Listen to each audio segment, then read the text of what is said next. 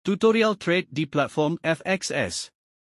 Setiap hari, bermula pada jam 8 malam hingga jam 9 malam, setiap malam hanya satu signal diberi. Sekarang sudah masanya untuk trade di jam 8 lebih. Kita ke grup lihat signal yang diberikan. Hari ini signal yang diberikan XRP dan port atau turun. Kita ke apps FXS semula untuk trade. Tekan pesaran.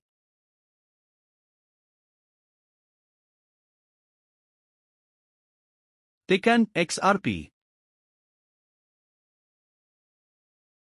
Untuk tidak berlaku kesalahan, kita lihat sekali lagi signal di grup. Okey, signal adalah XRP dan port. Kita balik lagi ke apps FXS. Untuk trade. Tekan port. Tekan sahkan.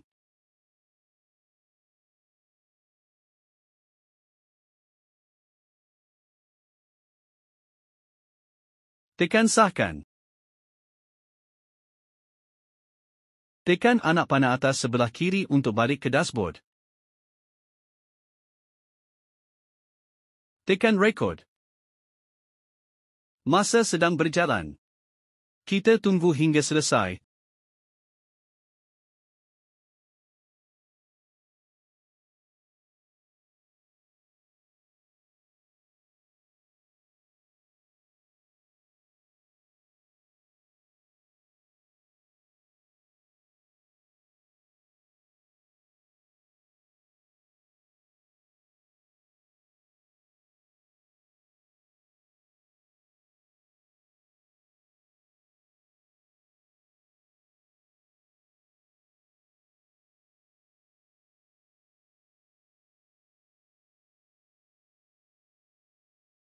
Alhamdulillah, profit RM7.17.